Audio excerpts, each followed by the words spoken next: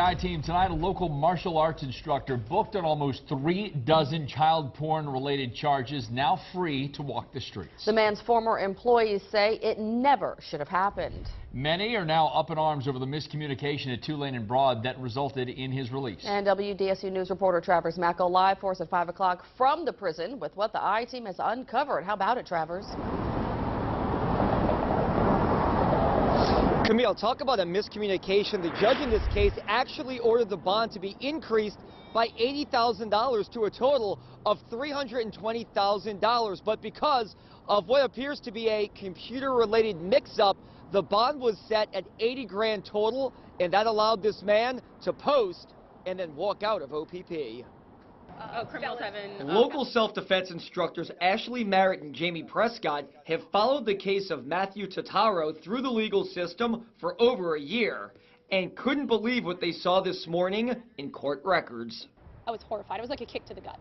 That's because records show Totaro's bond was reduced from $240,000 down to $80,000, meaning a man originally arrested last year and charged with pornography involving juveniles and then picked up again earlier this month on 20 more counts of the same charge was allowed to post less than $10,000 and walk free. I think that there's a problem keeping people in jail where they're supposed to be. But court sources tell the WDSU I-Team the bond reduction was a mistake, a clerical error. It should have tacked $80,000 more onto the existing bond of $240,000.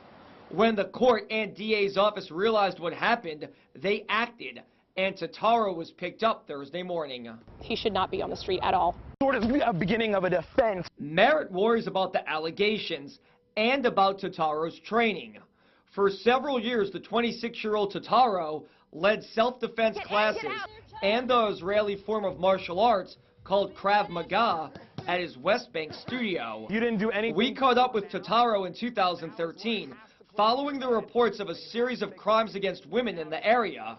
The assaults had prompted an increased enrollment by women in his classes. The most important thing to take away from anything else is mindset, that you aren't going to quit and you aren't going to give up. In addition to the myriad child pornography charges, Totaro faces a single count of simple assault. He's trained to fight groups of armed people. This man is trained to be lethal with his hands.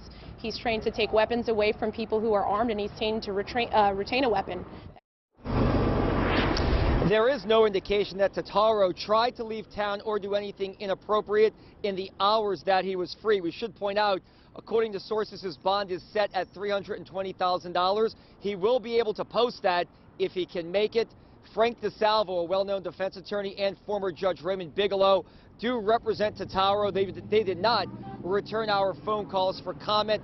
The judge handling this matter is Daryl Durbany. According to records, he also did not return a phone call for a comment about this clerical error. Reporting on your side in Mid-City, I'm Travers Mackel, WDSU News.